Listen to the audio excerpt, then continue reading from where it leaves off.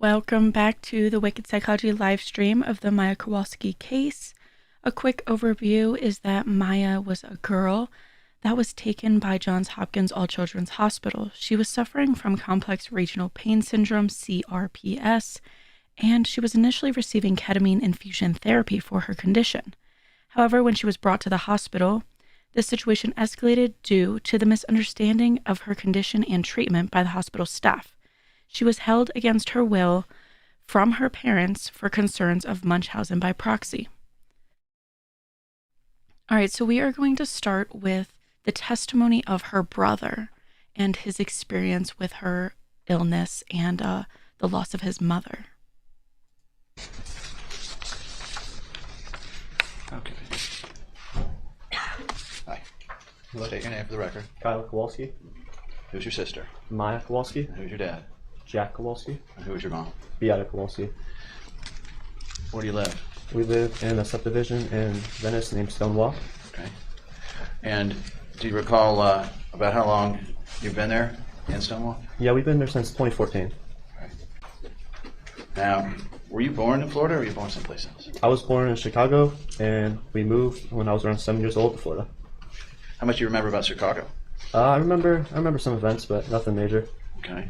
Let me show you Judge what's been previously agreed to at 25-28-041. Maybe publish. Yes. And is that you as a baby? You probably don't remember that one. But Yes, that's me. okay, that's your mom? Yes. All right.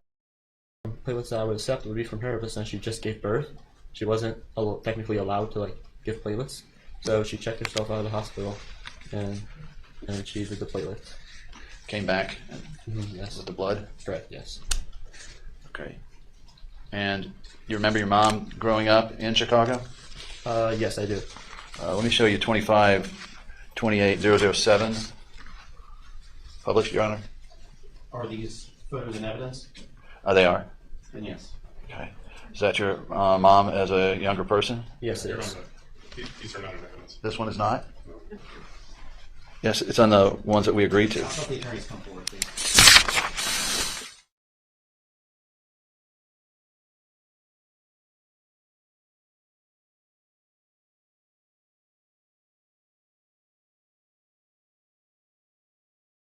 The members of the jury, we're going to take a very quick.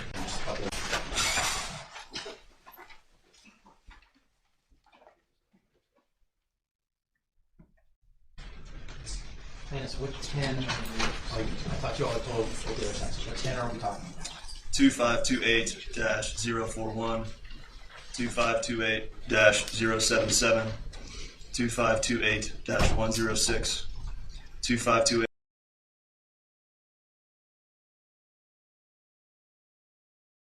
Find out, was this your place back up in Chicago? Yes, that's correct. And you and your sister are entering a mudding race, or you? This is one of the toys. It's just you two playing. Yeah, so this used to be our favorite thing to do back in Illinois. We would ride this thing all day until the battery would die, and then we would just watch the battery charge up and just count down the time until we could ride it again. All right. Now, did there come a time when your mom and were you close to your mom? Yes, the very entire much so. time. Yes. I mean, sometimes kids get along well with their mom. Sometimes not so well. Usually the former, but you get along with your mom well. Very much so, yes. Was she easy for you to talk to? Yes, she was.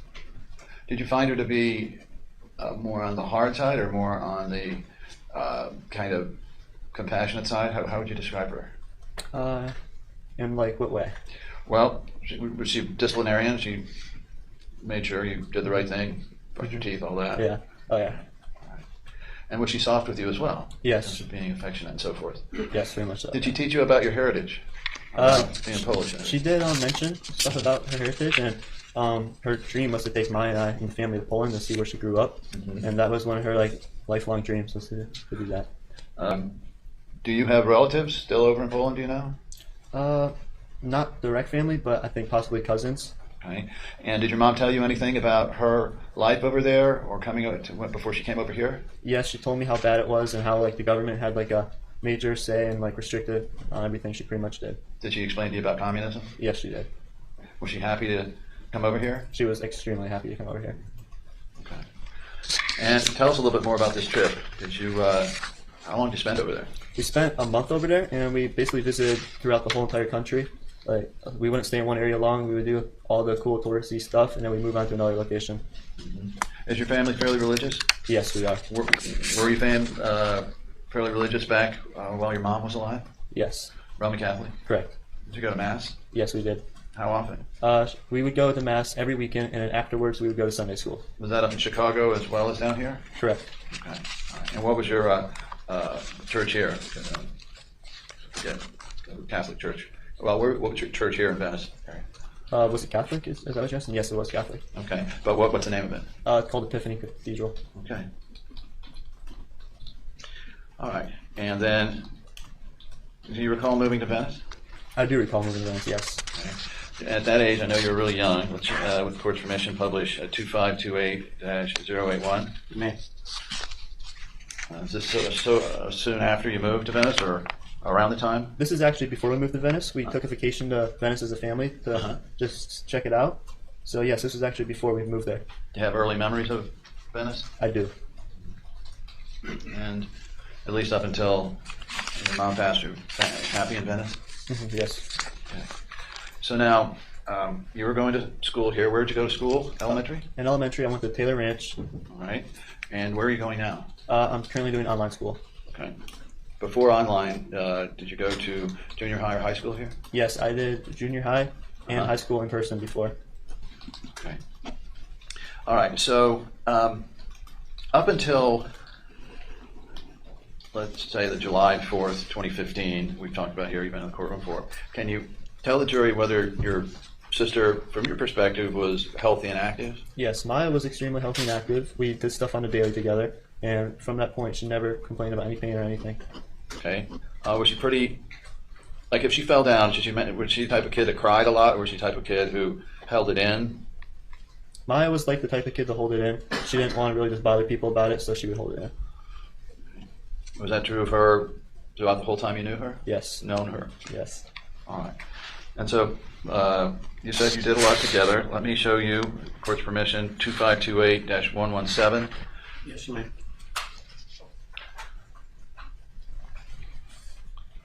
And this is you two before she got sick, Correct. on the back? Yes. All right. Is that something that you two like to do a lot? Yeah, that was something that Dad, Maya, and I would do a lot. Mm-hmm. Fish out back there? I got it. And this is right out back of your house, the little lake? Yes, that's correct. Okay. All right. So, do you recall your sister getting sick? Do you remember that day that she got sick, or were you there? I remember the day, but not. It's like a little bit of a blur for me, but I do remember certain stuff from that day.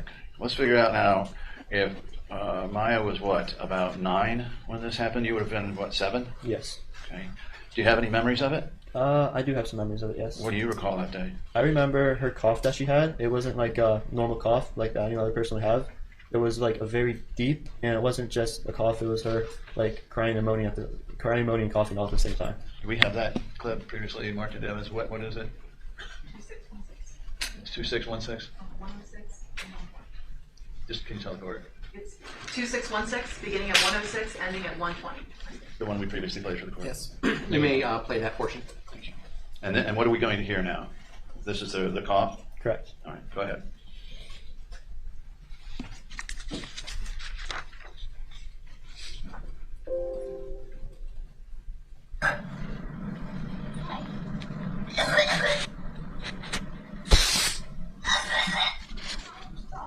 Be strong.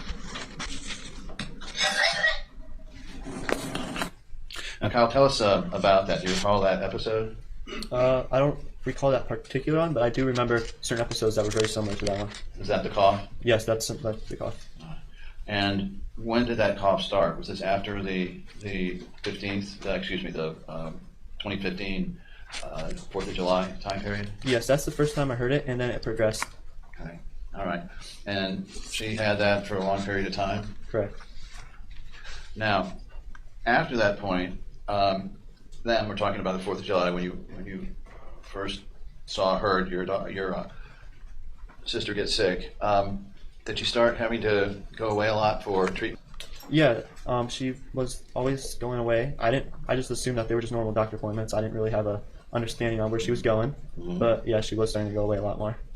And from your perspective, I know you were 7 or so, but was she continuing to not do well and or getting worse over this period? Yeah, this whole like timeline of events, like starting from the 4th of July, it was all a decline from there in her health. Okay. And did there come a time when you recall her going off to Mexico? I do recall that time frame, yes. Now, did you go on that trip? No, I did not. All right. So let me show you now. Well, strike that. So she was in Mexico for a period of time? Yes. And was that before Christmas of 2015, you recall? I do not recall exactly. But around that time in the winter of 2015? I believe it was around that time frame, yes. Well, let me show you trial exhibit 2530-003 in evidence. Move to publish. You may. Okay. Oh, and who's all that? Is that Christmas? Yes, that is Christmas, and that's my family. All right. Now, she had just come back from Mexico by this time? Yes, now I remember that, yes. Okay. Now, tell us about then after this period. She was in Mexico towards the very end of November, beginning of December. I think the evidence will show. And she went to Mexico. I want you to tell the jury about how she did after that, compared with what she was like before she went to Mexico. Yeah, so after Maya got back from Mexico, she regained a lot of her strength, and also along with that, her happiness. And she was able to do stuff she was never able to do before. For example, Maya, like just even like unscrewing a water bottle cap would be very difficult for her. And then after her trip from Mexico, she regained strength back from all over her body, and she was able to do stuff that she hasn't been able to do since she was sick. Okay. Well, let me show you then maybe an example of this. This is okay. 12. This is trial exhibit 2530-006 in evidence. Move to publish. You may. Okay. Well, this is just about 6 weeks after Mexico. What's significant there about Maya's feet? They're a lot more straight than they were. What were her feet like before she left? They were turned in. Like how? Like, They were turned in quite an amount, yes. all right. And did she have any choice in that? Is that something that she had any control over, or were they always like that? No, she had no control over that. They were always like that. All right. And so now in this photo here, where are you? You're in your pool or someplace else? Yes, we were in our backyard pool. Okay. And so how's she doing here? Is she doing better from what you recall her being before she had the long-term ketamine treatment? Yes, Maya is most definitely doing better. She was never able to have that much motion with her hands up in the air like that, and she was never able to have her feet that straight. Yeah, let's talk about that a little bit. Now, before she went off for the ketamine treatments in Mexico, did you know from watching her what parts of her body hurt her? Yes. Tell the jury the different areas that you physically saw or learned in some way that she was hurting in. Yeah, what I experienced is a lot of the pain was in her lower extremities, but there was also pain in her upper extremities, especially with her arms. Okay. And did you see different things other than the bottle cap where she would have difficulty holding herself up or getting herself around? Yeah, she had like a belt for her wheelchair because she couldn't sit upright, and if there wasn't the belt there to hold her in her wheelchair, it would cause her to fall. Okay. All right. And then if we look at moving on to exhibit 2530-027, now this is about 3 months later in March of 2016. Move to publish. You may. Now what's that? That is Maya again in our backyard pool. Okay. And again, her feet, are they looking better? Yes, they are looking a lot better. Okay. And before, could she move them into that position like that? She would need help before for her feet to be in that position. Got it. Okay.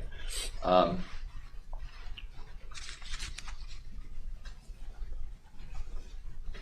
right. Yeah.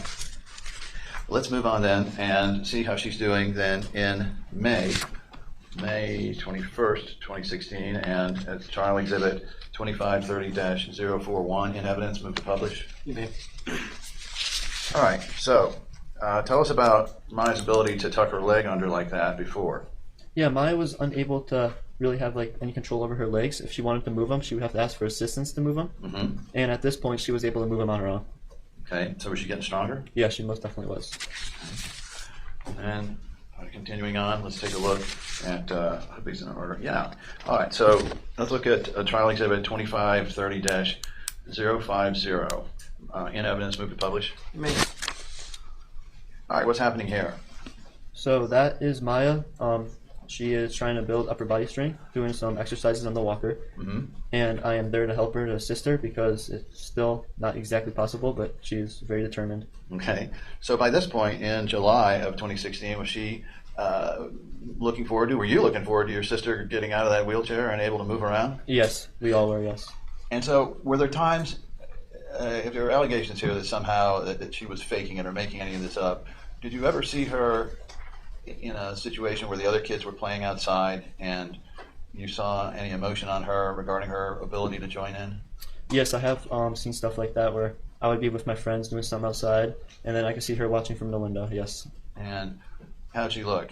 She looked very sad, and I felt extremely bad. Did she want to get out of that wheelchair? She was extremely determined to. So then all the way through here, July, and then did there come a time, within a couple months of this, 6 weeks or so, that she had a setback? Yes, that's correct. What happened there? Her condition just went the complete opposite way. Did you ever learn why? What set it off? I believe it was something to do with schooling. So it was more on like the psychological side than an injury or something? Yes, that's correct. Okay. And so what was your reaction? Did you think this was going to hopefully pass pretty quick? Well, I was extremely sad because I thought that Maya was going to get better like any time because she was doing the best she has been doing since she was 6. So when this whole thing went the opposite way, our whole family was absolutely devastated.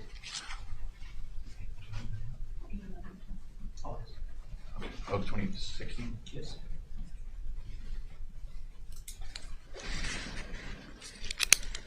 Excuse me. Okay. And so let me show you then, around the same time, a video previously marked into evidence as 2698. I'd like to publish it to show, I want you to tell us about what's going on here. It's pretty self-evident. Move to publish. You may. Now, is that, her legs are straight there? Yes. And how's her upper body strength? Her upper body strength at this point was very good. Swimming is something that both Maya and I love doing, so we would always do it together.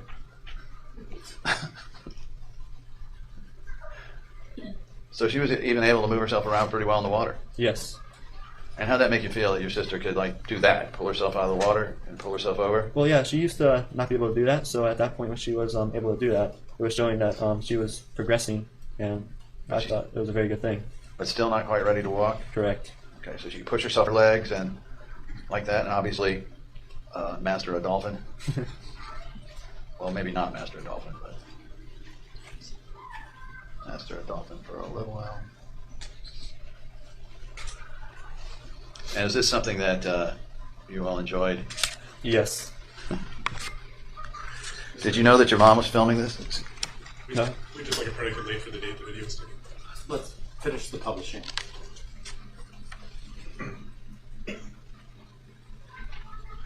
And that's your wheelchair? Yes. And y'all kept it right in that spot? It moved a little bit, but mainly in that area, yes. All right. And then when she wanted to get out of the pool, how'd you get her out of the pool and into the wheelchair? At this point, she had enough upper body strength to pull herself out and then grab the wheelchair and push herself up. Uh-huh. But before that, we would need to pick her up out of the pool and put her into the wheelchair. Now, did you know your mom was filming this? Or No, was we your don't. mom filming this? I believe it was my mom or dad, but we had no clue filming it. Okay. All right. I think that's enough of this one. It's okay. All right. And let the record reflect that, again, that was in August 11th of 2016. Now, did there come a time then when your sister, after she had been, as you said before, got sick again and you were upset and worried, do you remember the day that she went off to Johns Hopkins? I remember it briefly. I remember that she was going somewhere, but I wasn't exactly sure where. Okay. And did you know anything about the hurricane coming then, or was that something Yes, like- I did. I was under the understanding I did know the hurricane was coming, yes. Okay. And so your dad left to take her up there to where? I believe it was Johns Hopkins. And was that the last time you had your sister home until into January of 2017? Yes. And was that the last time home with your entire family, your mom and your sister and you and your dad? Yes. So if the record reflects that she went into Johns Hopkins on October 7th, 2016, and October 6th, 2016 would be your last day with the whole family at your home? Yes, that's correct. During this period of time, she was up staying at Johns Hopkins, is that right? Yes. Right. And Do you know, were your parents trying to get her out of there? Out of John Hopkins while she was taken for the 3.5 months. Yes. Yes, my mom and dad were researching every night and trying to find a way to get her out of there. Okay. And was it hard on them? Extremely hard. What did you notice from, I know you were just a kind of little kid, but what did you notice about it? The stress that was added on my parents, that like it was unmanageable. They were trying every way to get Maya out of there, and they were determined it wouldn't stop until she got out of there. What about their relationship as time went on? From, I know you were just a little boy, but did you notice any stress? Yes, the stress in the family caused more arguments than normal between them. Did they argue much normally, or was it pretty stable marriage from what you saw? I know you were just it a was kid. stable, yes. Okay. But now, what was the change What do you mean? between them? Were they disagreeing? Were they? Yeah, they were disagreeing on certain things. Yeah. Was it about how to get Maya out? Yes, I believe there is a specific time of that. There was a disagreement on that. Okay. All right. Now, before Maya left for Johns Hopkins, I want to ask you about some things and whether you noticed any of them on her. Did you ever see what are known as lesions? You know what lesions are? Yes. Round, angry, or streaky, almost a scrape looking with the end of it on Yes. her. Did she have those before she went to Mexico? Did you have a lot of those? Yes. And did they hurt her? Yes, they very much did hurt her. Did you or your mom, your dad have to put cream or things on them? Yes, there was a certain ointment cream that. Okay. And then when she, during this period of time before she went for the ketamine treatments in Mexico, then did you notice that she would be super sensitive to touch at different points? Yes, there would be times, especially in her legs and arms, where if even just the sensation from water touching her would be too much. And then other days it would be fine? Some days, yes. Okay. Did she have good days and bad days? Yes. Tell us about Maya's pain at night. Did that cause the family, and I'm talking about before she went off to Mexico, did that cause everybody some problems about sleeping? Yeah, most certainly. Maya would be up crying and moaning all night, and I'm only like about 10, 12 feet away from her room, is my room, and I would be up all night hearing her. Did y'all ever do anything so that Maya could communicate while y'all were on the other side of the house? Yeah, we tried walkie-talkies because my parents' room and Maya's room were on the complete opposite sides of the house. Okay. And was this hard on you, hearing your sister in pain like that? Yes. And so then, how about, and if you notice them or didn't notice them, her movements then in her lower body, was she limited in her feet movements all the time? Talking about before she left for Mexico? Yes, she would need help moving her legs. Okay. And what else did you notice that was strange? Anything about colors of her skin from time to time? Yes, around her knees would be extremely red. Okay. And then what about, and I don't know if you saw this or not at your age, but any heat sensations or cold sensations where she'd get super hot or super cold for no apparent reason? Yeah, there would be times where she would ask for a blanket. Uh-huh. And this is Florida, so how did that strike you in the circumstances? Very confused. And I know you were small.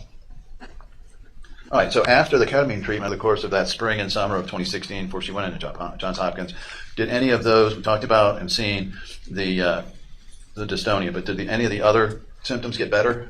After the ketamine? Yeah. After treatment, yes, the symptoms definitely do get better. Okay, so tell us about the lesions. Were they better? Yeah, the lesions, they started to cure. They got better. And her movement, of course. Yeah, the movement definitely got better.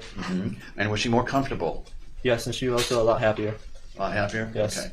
And she was still getting, after Mexico, did you know she was still going off for some treatments here and there? I was briefly aware. I was extremely excited to see Maya because it's the first time I've seen her since she was taken. Right. And then how was she in the hospital? Besides being excited to see you, but how did she look physically? She was not doing good. No? No. All right. And did you notice, or did she appear happy or sad about being in there? She was extremely sad and wanted to come home. Was she lonely? Extremely. And from what you saw, were you able to spend some time here and there with her? When I say time, I mean an hour or so, 2? Yeah, we were only limited to our time, how long we could be there. And how long is that? I do not remember exactly. Short, long, half a day? It was short, Was it less than half a day? most certainly. How did the nurses and people around treat y'all? I do not really have an understanding of how they treated us, but I remember Maya talking about how like some of them did not treat her well, and they were talking behind her back. Let me hear that. Okay. From what you saw, was your sister enjoying her interaction with the nurses or not enjoying it? Not enjoying it.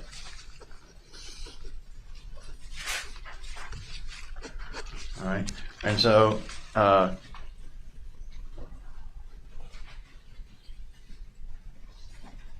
often would you get to come up and see her? As often as I was able to. And what was it? Was it once a week, once a month? I do not remember exactly, but I do know it was as often as I could. But when we're talking about this period, October, November, December, and into January, then can you give the jury idea? Was this just like once a week or so? Yeah, it was probably limited to around that time. And how did that make you feel? It was extremely sad, especially with the holidays coming up. We extremely missed her and wanted her to be home by the holidays. Mm-hmm. Was she home then for Halloween? No. Was she home for Thanksgiving? No. Christmas? No. Her birthday is sometime in December, isn't it? Yes. Was she home for her birthday? No. Okay. And so then,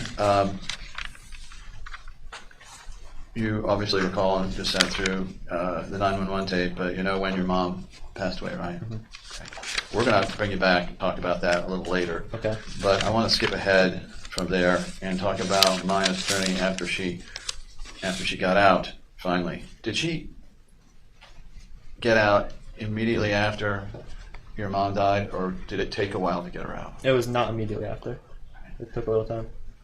Do you remember how that affected you and your dad not being able to get her out? Yes, on top of the death of my mom, it was extremely hard. Mm-hmm. Okay. And do you remember how she was when she came home? She was like the worst I've seen her.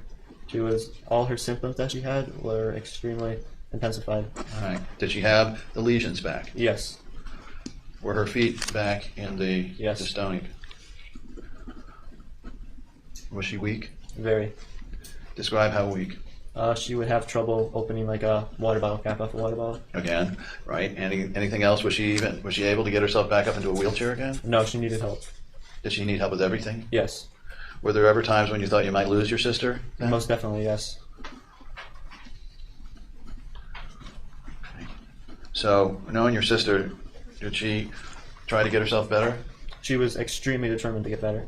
All right. What did you see from your perspective? So let's see, you would have been what, like 8 or 9 by then? Yes. So, from your perspective as her brother, how'd she do it? She was working as much as she could to get better, doing all sorts of things to try to get better. And what time would she get up in the morning to do it? Do you recall? I remember that she would get up extremely early in the morning. Like before 6 Yes. to work out? Yes. Okay. And do you know during this period of time if it was painful for her to do this? Yes, it was. Did you notice that? What did you see? There's times where she would just break down crying because the pain was too much. And did there come a time then when she was able to try to switch off of the wheelchair and into crutches? Yes, eventually she gained the strength to be able to do that. Now, was this a just all at once thing, or did she have to spend some time in the wheelchair and then crutches, and back to the wheelchair and then crutches? In other words, did she have to work into it? I do not exactly remember, but I remember the process from her being in the wheelchair to doing crutches was a long process. Okay. And then from there on to being able to walk, did that take quite a while as well? Yes, that did. And we'll hear testimony about how long. All right. And so, but eventually she was able to walk, right? Yes. Obviously. Okay. Let's talk about her today, as she is today. Now, actually, I'll take that back. Do you remember her having a relapse after this? Yes, a couple I do. years later? Yes. Tell the jury what you recall about it. I recall that she had a relapse and had like bad symptoms again, and that both Dad and I were extremely worried again for her health. Okay. And then she go to the hospital again? Yes, she did. Did you? And how long was she in there? Do you recall? I do not recall. Was it a week? More than a I week? think it was less a little week? more than a week. Okay. All right. And you went to visit her there? Yes. No problems getting in and out of that No hospital? problem, no. And the once she got out of that, after that relapse, did she have to work again to rebuild herself? Yes, she did. And again, was that hard? Yes, very hard on my family. So after she got out of Johns Hopkins, within a couple of years, she had yet another relapse? Yes. All right. And so how's she doing now? She's doing good. I mean, that's today, though. Like, tomorrow could be completely different. Her pain varies on a day-to-day basis. Okay. Are there days when she just doesn't want to do anything? Yes. Okay. Have you noticed that she has any physical reactions, any tics, any issues with her legs, anything like that? Yes, there is still times where I do notice that. Okay. Anything new that you've noticed? Not recently, no. Okay. And so she's able to get around real well now. Correct, yes. Are there days when she'll just lay in bed all day and Most not want to do certainly, yes. anything? Yes. Another day she wants to go to the beach and go out and Yes. have fun, right? Does she ever know from day to day what it's going to be? It's completely unpredictable.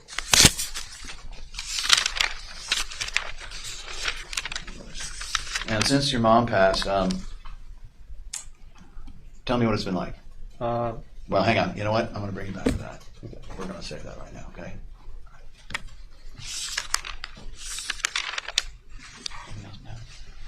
You're with us? Let me ask you this. Is it short or long? Very short, Your Honor. Okay, so we'll finish this witness before lunch. In 10 minutes or less, Your Honor. Okay, please, the court. Yes. Good afternoon, Kyle. Thank you for coming. The audio of the cough, you don't hear that anymore, do you?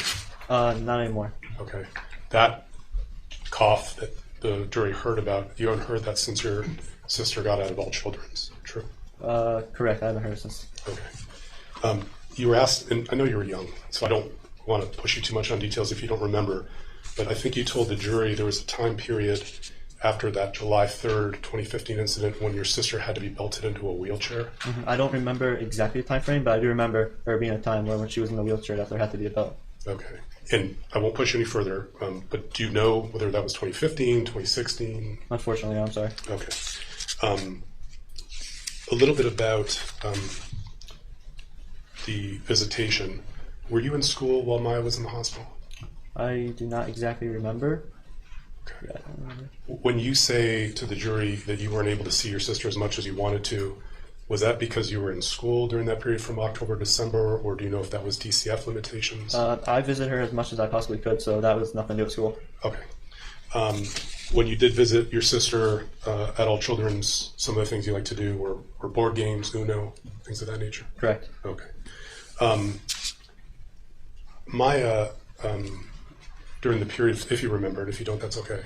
Maya, during the period of time from July of 2015 until she went to All Children's, was doing school from home. Is that right? I do not exactly remember when she was doing school from home, but at some point she was. Okay. I won't push you on it any more than Kyle. I do online school, yes. Okay. Let me just ask you briefly about a couple other things about it.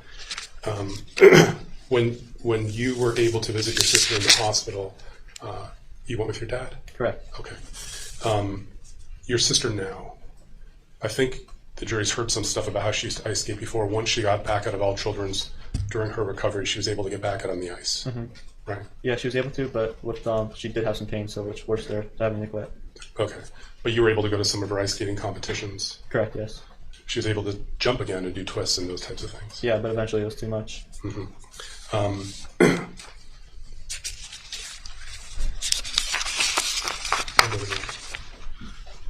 But she quit. I appreciate you coming, Kyle. I'm sorry for your loss. But she quit ice skating pretty quickly, didn't she? Correct. Nothing further, Your Honor. Members of the jury, do any of you have questions? You go ahead and write it down, sir.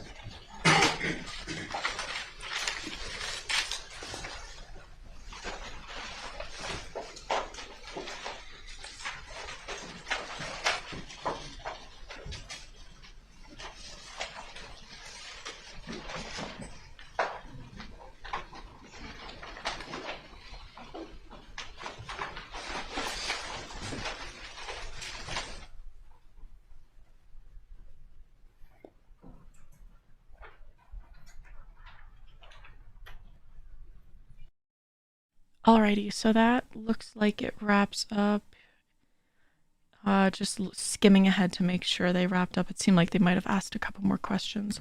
All right, so we are going to skip ahead to the physical therapist that took care of Maya during her recovery time. So let's get that open.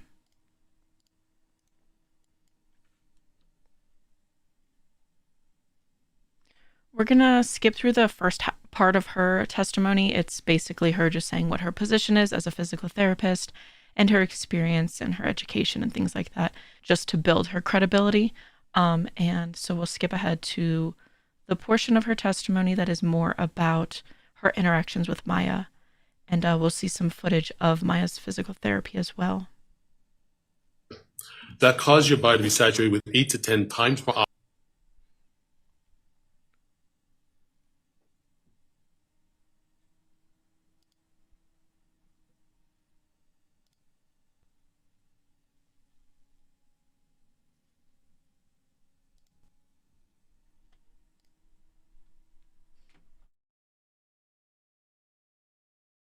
Are called fine motor skills, so more the hands and the arm movements. So in addition to that, each evaluation with patients at TGH, I would look at their ability to perform mobility.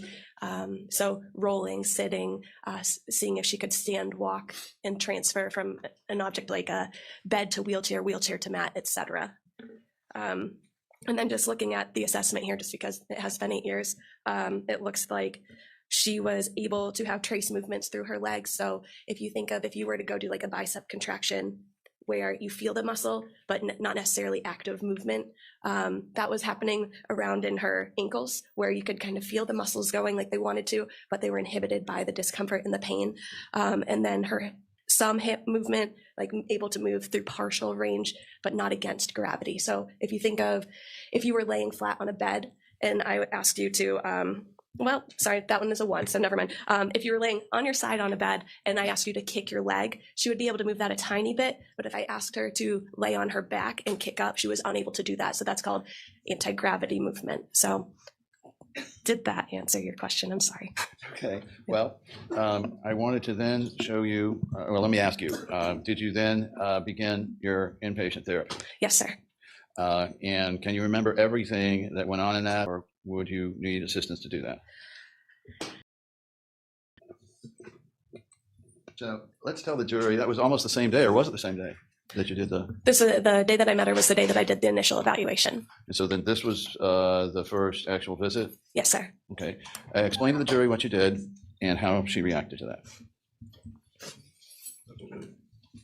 So I overtalked the first round, so I apologize. But so I did the strength assessment, the range of motion assessment, and with that, she was experiencing discomfort, especially through her ankles and knees. So I was unable to get her to her full range of motion of her ankles. So if you think of standing up, how your feet are able to go into kind of a 90-degree angle, she was unable to achieve that because she was so limited by pain. I do recall that she was tearful during this first time, which is fairly common because she's in a new environment and you have people that you don't know or trust yet moving you, and she's experiencing pain. Let me then, so how long did the physical therapy last?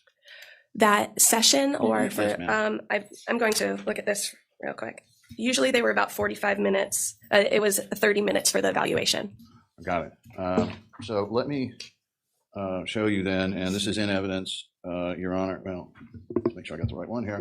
This is in evidence as 2529-025. And if we could display it, Your Honor. Yes, you may. So you should be able to see it there. And I'm old school with it. Okay. I will, for the record there on the bottom left-hand corner, there is a timestamp. And what is that? Can you see? August 6, 2015. Okay. And so this was what, about a week after you started? 8 or 9 days? Yes, sir. Okay. How was Maya doing around this time? I see she's not got boots yet, but tell the jury what you were doing with her and how she was doing. So over time during that week, it came to my attention that she had significant discomfort with weight bearing through her legs, so standing up, putting weight through her feet. So I tried to change up the activities to enable her to elicit some leg strengthening to the best of our abilities with making it as less painful, to decrease the pain as much as possible. So in this particular instance, what I'm doing is I positioned a table with a fun game off to the side to enable her to lean to the side to elicit what's called a righting reaction or an equilibrium reaction. So basically, with that, if you were to get kind of pushed over to the side, if you were going to get pushed over to the side, the first thing that happens is that your trunk engages, and then by that means your hip and leg will contract as well. So I was able to get her to strengthen through her quads and her hips and her trunk muscles in a way that decreased pain and decreased fear as well, because it's critical with pediatric patients to make it a comfortable environment and to build rapport with them as well. So let me then show you trial exhibit 2529. I can't see the last numbers. This one, can you all make that out? It's hard to see on here. Yeah, it's 23, Greg. 23. And it's in evidence, Your Honor. May we publish it to the jury? May. Well, looks like we have. Okay, so here, explain what's going on. What's she trying to do? I don't believe this was my session. However, this is called an upper body ergometer on our Motomed unit. So I believe what was happening here was that she was using the arm cycle to help get movement through her arms, to help with blood flow, help with strengthening, etc. You can see kind of with her hand placement there that she wasn't able to fully grasp it due to pain, due to weakness. But I believe that this session was focused on that to just try to help with endurance in any way possible, as well as seeing what strength we could get. Now, had you seen that expression on her face previously or after? Yes, sir.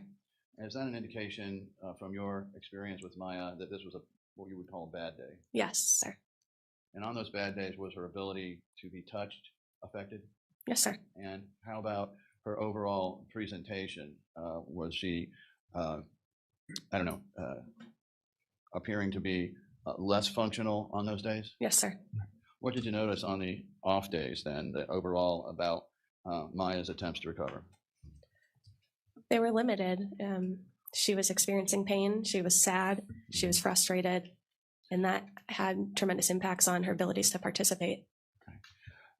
And then I'll show you what's, let's see when that one is.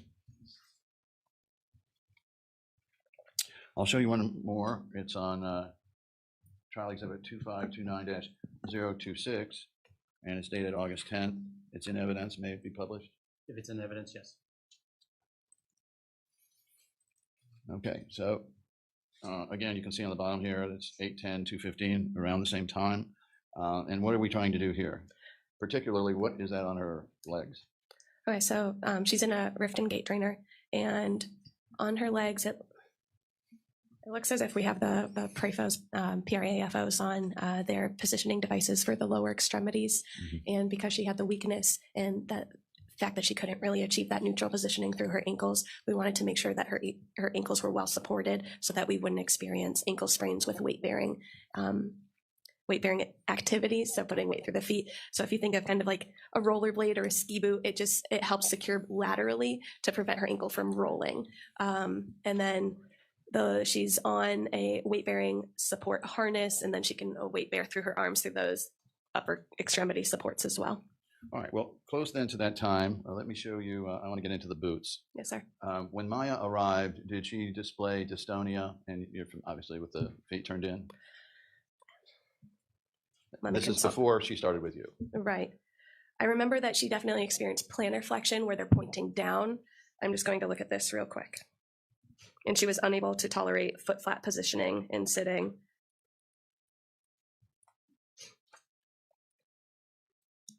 If that's so, yeah. So her feet were definitely pointing down.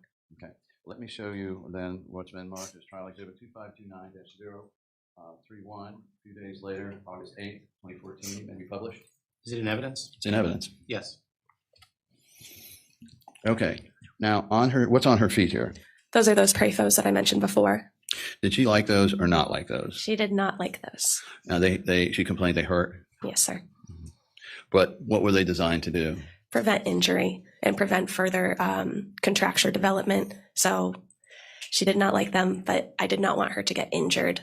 So it was the lesser of two discomforts. Right. Was her foot then trying to turn one way and the boots were holding them another way? Yes, in a more neutral alignment. Now, by this point, had it become clear to you whether Maya was sincerely trying. Yes, sir. Okay. I'd like to show a short video from that same day, Exhibit 2658. It is a video of August 14th, 2015, and we'll play it. And then I'd like to have you then tell the jury what your impressions are, what was going on by this about midpoint. Yes, sir. May we publish? You may. You can do it. You can do it. Move! Come on! Come on, ready? Giddy up! There she goes. She's Giddy up! Hurry! Hurry up! There she goes. Come on, go! Giddy up! You gonna help right there? Giddy up. Okay, come on, left. Lefty left! Let's go! We're gonna have mommy. Come on, Mom, you'll get a break. You don't believe me? We're too bad. Let's go! Come on, left. Come on, bring her forward, bring her forward, bring her forward. There it is. That was great, Maya. Come on, Daddy. What is this going on? Come on, come on. Love it. Yeah. Very good. Very good. Job, Maya. Go lefty. Very- Giddy up, Percy. Giddy up, Percy. Giddy Come up. on. You don't believe me? I do, I do. Come Let's on. go, let's go. Good, good, good. Woo! Good. Good, good. That's it. Maya, that's awesome. Very good. Okay. You almost by mommy. Almost there. I was gonna tilt her that way. Yeah. There we go. Here we go. Whew. You both are getting a workout, aren't you? Yes. Do you want me to put the stool close by you, Marissa? You know what? We are almost here. Well, Okay. I can make it. I can make it. All right. We can make it. Let's go, Lefty. Come on, Lefty. Go. Come on. Come on. Come on, Lefty. Just go forward. Go forward. Okay, pick it up. Good. That's straightened on your own. That was good. Can you press up a little bit for me?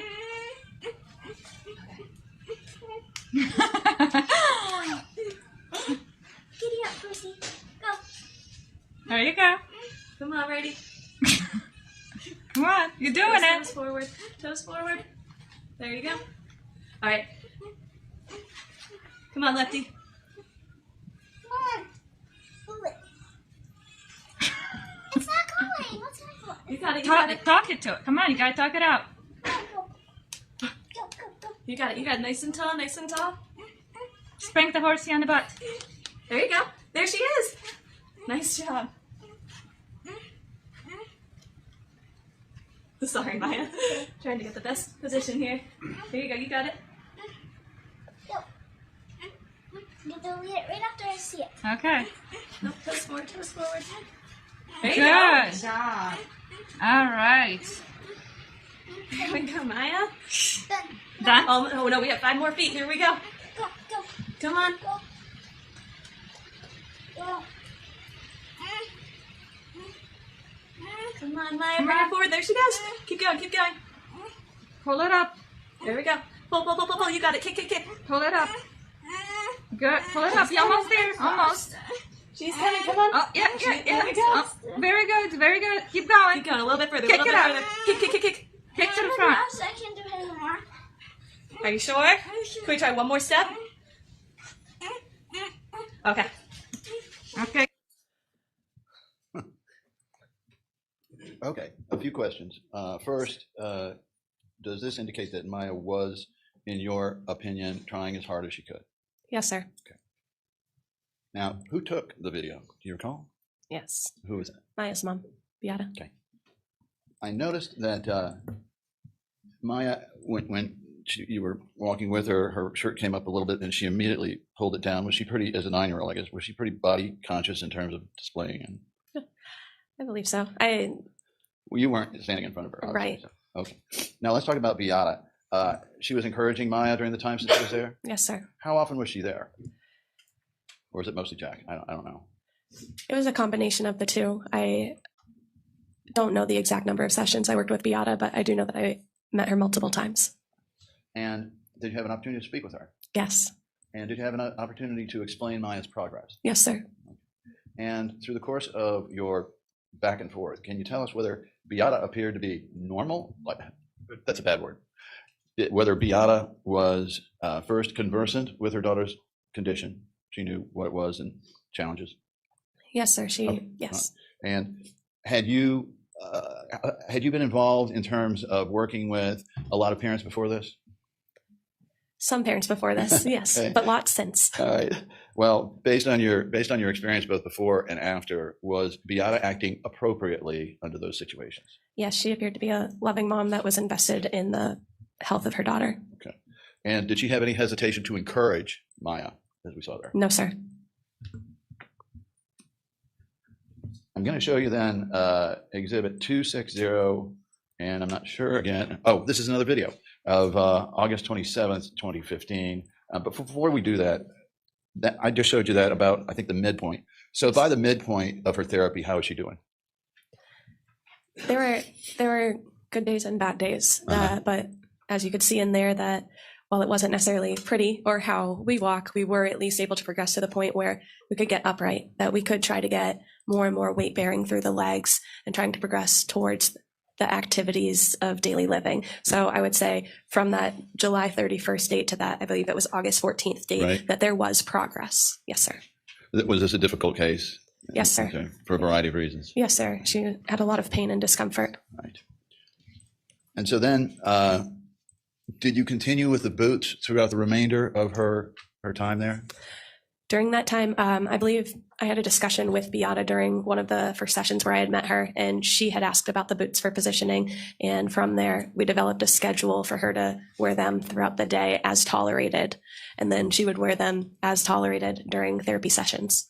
Okay, I want to go back to an exhibit we've previously shown the jury, but I think I had the timing wrong. This is trial exhibit 25229-035. And I believe the date of this is approximately the 20th or so. Now, were there days where Maya had an extremely difficult time with the therapy and wearing the boots? Yes, sir. Right. And during those days, would she be allowed to recover a little bit?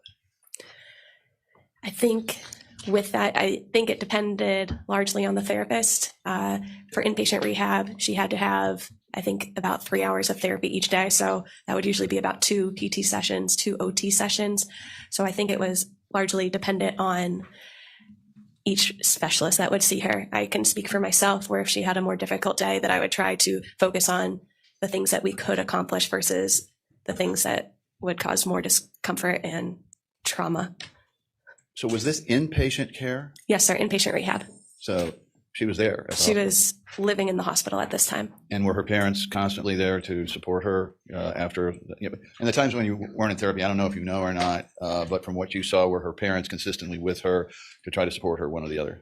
I think they were there as much as possible. I know that she had a younger sibling at home as well, and they had jobs.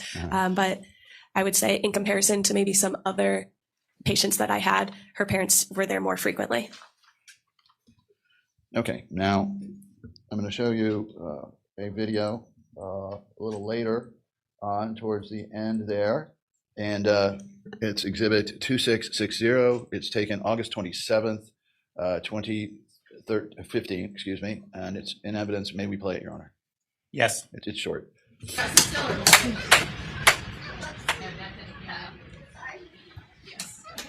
Oh, nice. Nice job.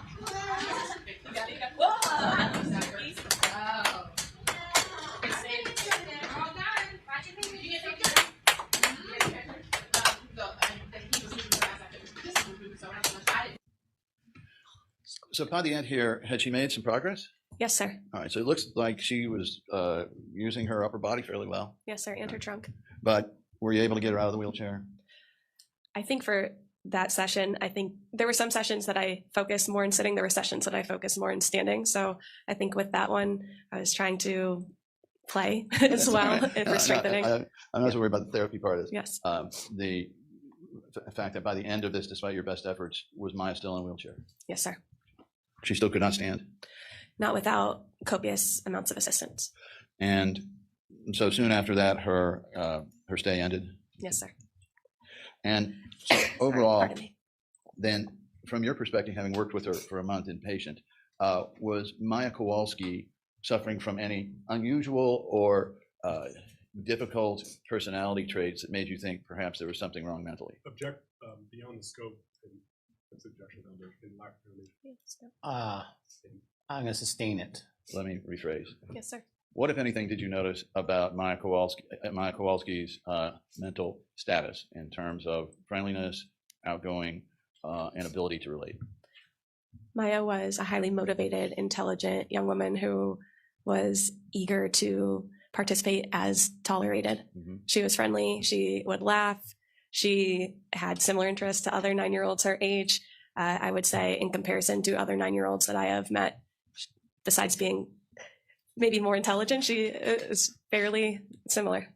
Was she in the Hopkins stage yet, or was that later? I don't understand. A little bit. Okay. And Beata Kowalski, from your interactions with you, was there anything that put you on guard that perhaps there was something, ulterior motives or something going on with Beata Kowalski that concerned you? Objection beyond the qualifications of this witness. Later. I'm going to overrule the objection. The answer stands. No, sir.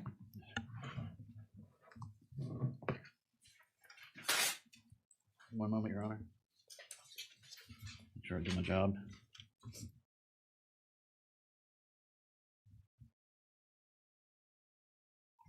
Your witness.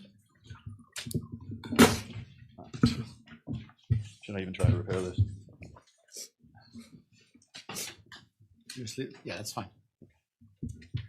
Did it just get worse? Hey, good morning. Good morning. There's a lot of dates thrown around this courtroom, so I'm going to try to orient you. The time for which Maya was at Tampa General was July 31st, 2015 through August 26th, 2015. He just said the 27th a second ago. Okay. I'll show you the record, I promise you. Yes, sir. Okay. All right. So I'll represent to you that she was admitted on July 30th, 2015. Okay. This is not yet in evidence, although I suspect it will be. But I would ask. Move to strike editorial. This is not yet in evidence, but it would help to refresh your recollection if I showed you your therapy note from the first day that you saw her. I have it right here. Okay. But yes, sir. Okay. Wait a second. If she has it, then I don't have to do the. So your first note was the first full day of the hospitalization, July 31st, 2015. Is that right? I believe that to be true. Okay. Do you have at the bottom what's labeled defense exhibit? Well, does the first page of your note show a note that says inpatient rehab physical therapy, today's date, 7/31/2015, defense exhibit 440? Is that your first page? My first page, can I give you the bottom numbers of it? Sure. Okay, defense exhibit 3047-1378. Okay, so we're on a different page.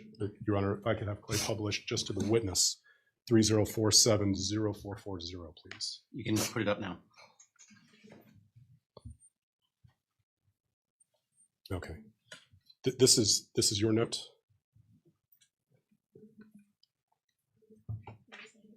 Okay. Yes, sir. Okay. The referring physician is Dr. Kornberg, correct? Yes, sir. And who is Dr. Kornberg? He was the physiatrist at Tampa General Hospital. Okay. Is he sort of overseeing your therapy? He's our referring doctor, and we would update him. Okay. Let me, Clay, if you could go to Defense Exhibit 3047-442. And then part of your therapy sessions, you would make notes about how Maya's doing. Is that right? Yes, sir. So let me direct your attention to where you have a comment under other. Do you see that? Yes, sir. Wrote that Maya was unable to isolate contractions during testing, but demonstrated increased functional strength when performing activities subconsciously. Yes, sir. So let me ask you this. When you asked Maya to do something, is it true that she told you she couldn't, but when she was distracted, you noted that she could? I don't believe she told me she couldn't. I think what happened with that is that when you try to isolate a muscle, it is hard to physically do it. However, when you're able to overpower with momentum or able to do it when it's a bigger, more integrated task within the body, it can occur. Okay. You noticed that Maya was able to do things subconsciously, had greater abilities subconsciously at this visit than when she was conscious of it. Is that true? Objection. Overruled. With that, it was like what I was explaining earlier on the therapy ball, when working on things like writing reactions, which are reflexes within the body, reflexes are able to be elicited more readily. Okay. Let me ask you about, you were her therapist throughout the whole hospitalization. On the days that I worked, yes, sir. So let me ask you about a note from about a week later on August 6, 2015, and that will be Defense Exhibit 3047-344. You list comorbidities for the patient. What do you mean by comorbidities in general? What's a comorbidity? Comorbidities are just things that you're experiencing. So it can be pain, it can be decreased range of motion, things like that. What did you chart as a physical therapist? You have to also chart what might be a barrier to discharge. Is that right? Yes, sir. And what did you chart on August 6, 2015 as a barrier to discharge? It appears that I put attitude of family, attitude of self, comorbidities, but these were links that carried over from other therapists as well. Okay. So is what you're telling this jury, both from other therapists and what you put in, that one of the barriers to Maya going home was the attitude of Maya and the attitude of her family? In terms of limitations due to pain. And then let me ask you about another record that you wrote on August 11th, 2015, which is at 3047-288.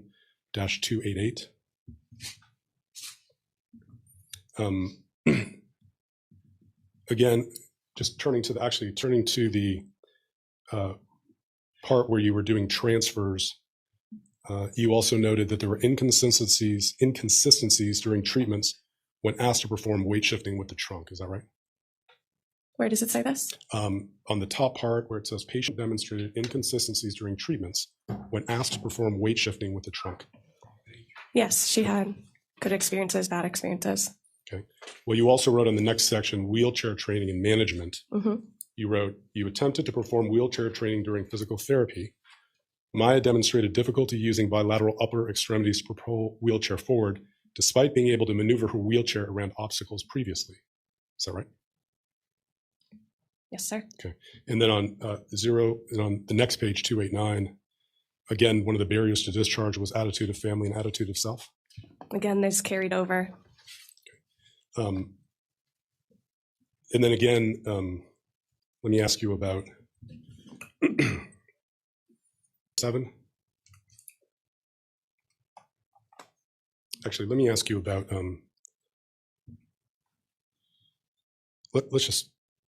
let me ask you about 145 and 146. Let's start at Defense Exhibit 145.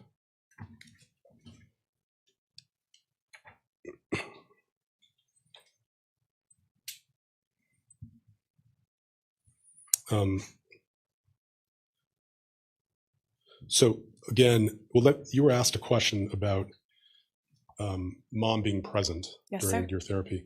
Do you remember a time when mom was asked to leave the hospital? I do not recall that. Okay. Do you remember psychiatry or psychology be involved in that decision? I don't remember the decision in which you're speaking of. Okay. Do you remember whether Tampa General also put Maya on video monitor? I do remember that. Okay. Were you part of that decision? No, sir. Do you remember why? I believe she had an instance where she fell out of bed and they wanted to make sure she was safe. Okay. Let me ask you, so we'll just fast forward to the end because it looks like you were her therapist all the way through.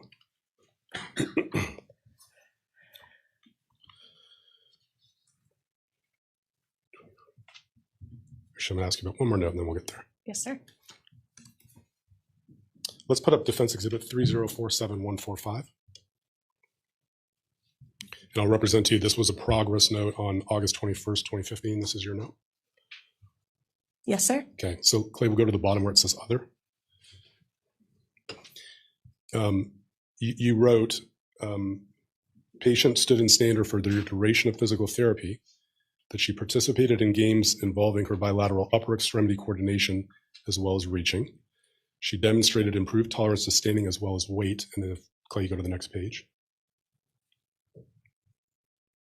146. And at the top, with weight bearing throughout her bilateral ankles, Maya did not report increased pain or discomfort in the ankles through the entire session, but when the patient's mother entered the gym, her complaints of pain increased in frequency. Is that right? It appears to be so. Okay. And then you were her therapist on the last day of discharge, so we'll go to 3047-73. And just one last question for you. Again, you said it carried over right through the day of discharge. Tampa General and their therapy notes, including yours, wrote one of the barriers to Maya going home was the attitude of the family and the attitude of Maya. Is that right? It appears to be so. Okay. One moment here.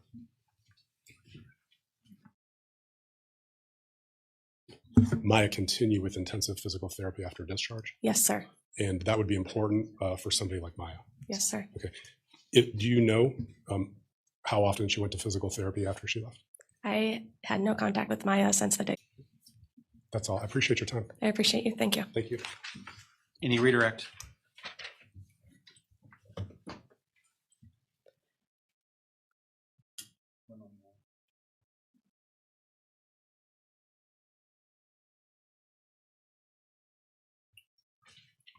When Maya came in, did you receive records from other hospitals, including Johns Hopkins All Children's Hospital? We received a discharge summary from wherever she was admitted from. I don't recall if it was All Children's or St. Joe's. It was one of the local hospitals. Okay. And when there is a suggestion of, or a whatever you want to call it, working diagnosis, whatever, is it carried over into the Tampa General Records? Oftentimes, yes. And does that tend to influence the perspective of those watching the patient, in this case, Maya? Oftentimes, yes. So if presented with a narrative about a child, have you found in your career that oftentimes the narrative is completely false? Objection. Speculation. Overruled. You can answer.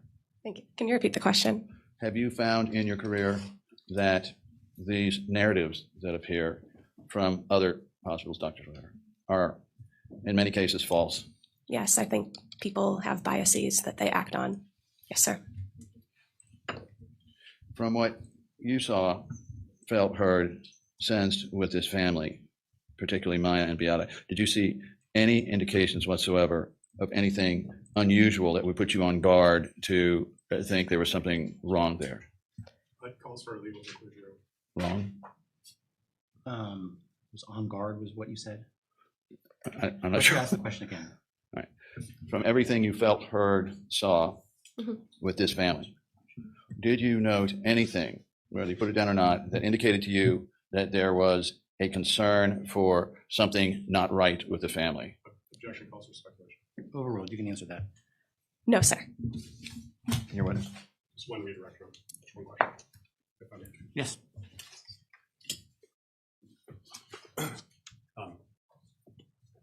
Your notes, the ones you entered in the record, those were made on your independent observations and conclusions after spending time with Maya. Is that fair? Yes, sir. Okay. And you expected, based on what you saw, the progress that Tampa General made with Maya, that she would continue to improve. Is that fair? Yes, sir. Okay. That's all, Your Honor. Thank you. Members of the jury, at this point in time, do you have any questions?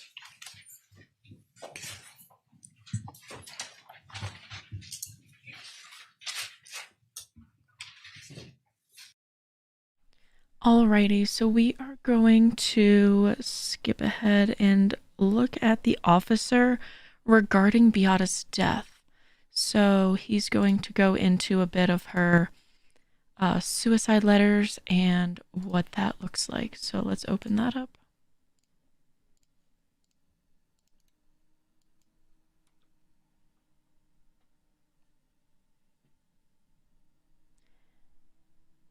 It was so hard seeing Maya struggling during her physical therapy, although it was interesting to, see the tactics that they were using of, speaking about her legs as separate from her, as that's not defining her. I thought that was an interesting take on it and interesting motivation for her to focus on, this isn't just my inability to move my legs, but rather my legs are just not working. Takes off that pressure off of her, especially as a child.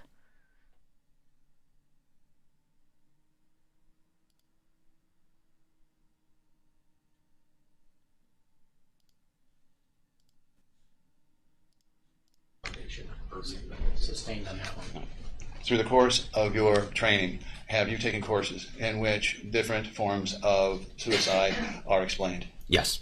And did any of those, if you can elaborate, fine, but did any of those courses explain about strangulation death? Yes. And did any of those courses also explain different forms of lack of oxygen, such as drownings and other ways that O2 fails to reach the brain? Yes. And had you, prior to this, investigated a number of suicides by hanging? Yes. Approximately how many? Just a rough guess if we can. I mean, how prevalent was that? Well, it's very prevalent. Most of the death scenes we go to, if you live in Sarasota County, you know that we don't have that many homicides.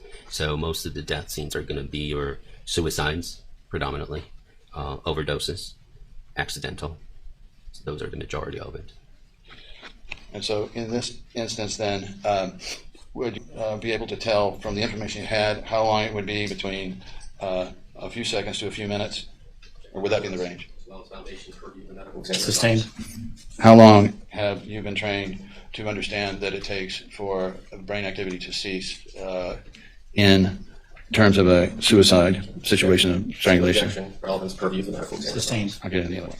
All right. So you saw in evidence a phone on the dryer there. And so did the fact that it, strike that, did you also listen to the 911 call? I did. And based on, and did you have the opportunity to interview witnesses, including Mr. Kowalski? I did. And from the interviews and the 911 call and the physical description, were you able to determine what the term retaliation, if not specifically, but generally referred to? I overruled that one. You answer. So in my experience before, in the cases that I work, retaliation usually implied that there was somebody that was causing whatever drove the person to the suicide, finally give up and take their life. And I vividly remember one case here in Englewood where a husband and wife, they were having issues, problems, and the husband said, I'm going to show you what. Sir, let's not talk about other cases. Okay. Thank you. Just from your experience then, what and your training, I mean, what are you looking for in terms of the motives and thought processes of the victim leading up to suicide? And is that part of your investigation to try to figure out why this happened as well as how? Yes. So Relevance. Overruled. You can answer. So the first thing I always do is walk in, look at the scene to see what I have. Once I'm satisfied that there's nothing suspicious, then I will start doing my interviews. And I did interview Jack after walking the scene. And did you learn from that interview that there had been a stressful and emotional situation going on with their daughter being kept at a hospital? Hearsay. Overruled. You can answer. Yes. So any of those suicides, me and the loved ones always want to know why. Why did this happen? So I look at that. The first thing that Jack told me was that in October of 2016, they went to All Children's with Maya with severe stomach pains. He informed me that the hospital did not feel that Maya had any disease, and actually accused his wife of Munchausen by proxy. And as a result of it, she was not allowed to see her for 3 months. So that was the first thing that he told me, which indicated to me as a father that was probably causing her a lot of stress. Psychological stress. Yes. That we're talking about here. And in your training and investigations of these suicides, have you had the opportunity to speak to or interview people who have actually, for lack of a better term, survived suicides, Baker Act people? So one of the responsibilities that we have as deputies and detectives is placing somebody under Baker Act. And basically what that is talking to an individual when they are attempted a suicide. Sustained as to that question. Well, based upon your investigations and research into these causes, what have you found to be an overriding rationale among the victims that you have interviewed, the surviving victims you have interviewed? I sustain that one. What, if any, you know what, I'll move on. So, through the course of this, did you find in the house any indications Jack Kowalski or anyone else had been using any drugs of any type in an illegal or unauthorized way? No evidence of that. Now, the jury will be curious about the IV bag. What was on the outside of the IV bag? What was it? So it was a clear fluid. Give me 1 second, and I will tell you what it said. Sodium chloride. And that's salt water. Yes.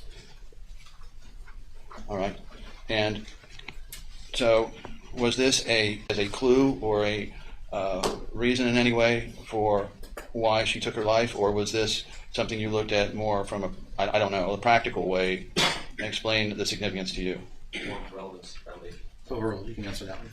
So she was an infusion nurse, and I really don't know why she used the injection. I couldn't figure that one out, but every suicide is unique and unique to that person, so it might have had a meaning to her, but I don't know what that was. And so did you have the contents, as much as you had of these different things, delivered to the medical examiner? Yes. And did you receive any reports back? I understand as to the injector there that evidence was not preserved, as opposed to the bag. Yeah, so that goes to the medical examiner's office, and I don't know what Dr. Vega did. And from everything you saw and heard, was there any indication of any other cause of death other than hanging, strangulation? Right. So the totality of the investigation went to Dr. Vega. He did his part, which conclusion was that they ought to understand. All right. And through the course of this, had you had the opportunity to review the backgrounds to determine whether there was any history in the records of child abuse or domestic violence on the Kowalskis? Overall. Yeah, there was no indication of law enforcement responding to their house for any domestic violence or anything else. Okay. And so did Beata Kowalski leave suicide notes? She did. And, court's permission, may I publish 2032-12 and 13 suicide note number 1? Yes. I'd like you to take a look at this and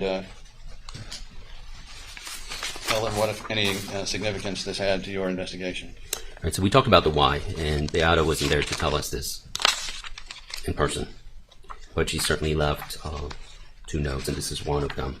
So as I was looking at this note, I'm picking out her state of mind, her mind frame.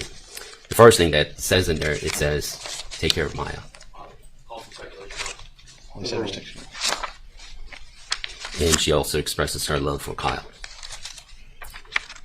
In that note, what I focused on as to her state of mind, one of the last sentences, I no longer can take the pain being away from Maya and being treated like a criminal.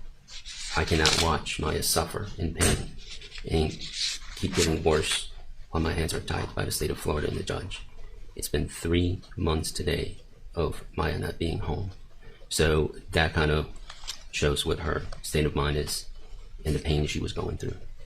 All right. And so in the event of her death and Jack's death, did she say who she gave her parental rights to in the event of both of their passing?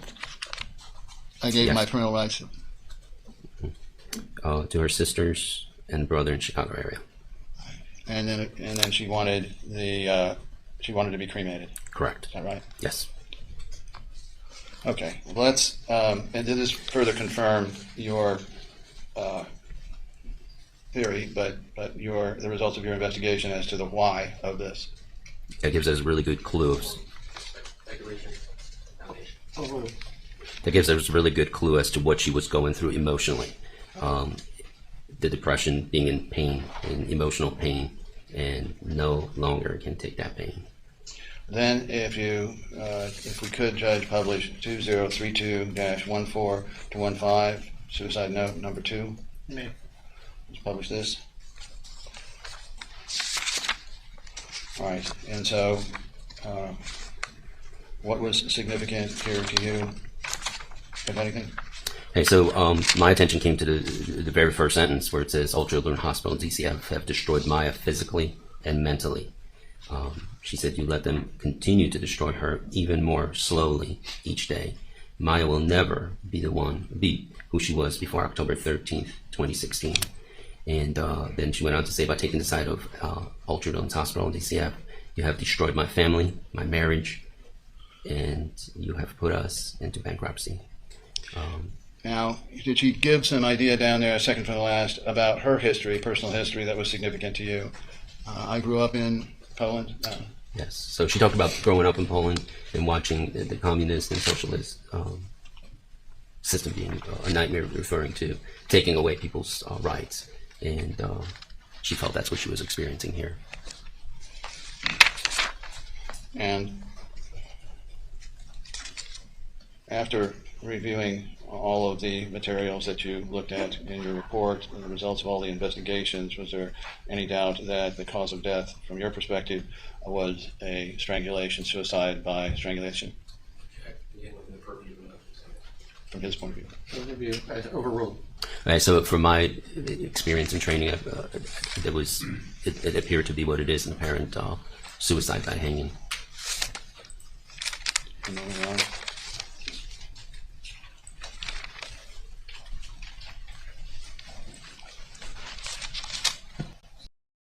Lose their medical license and never ever hurt another child again. Very good. And did you say anything else after that in the next paragraph? She said that my family will be able to hug and kiss Maya soon, since you have denied me to execute my parental rights towards my child. Thank you.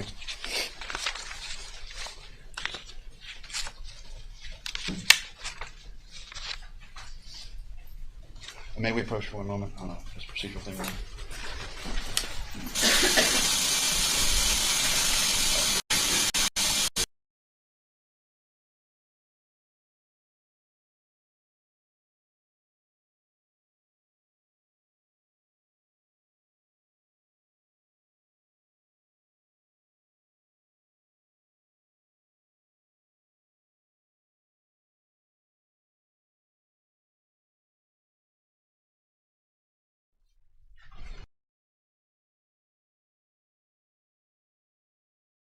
Opioids, which would be the Oxycontin, and again, this is not detected.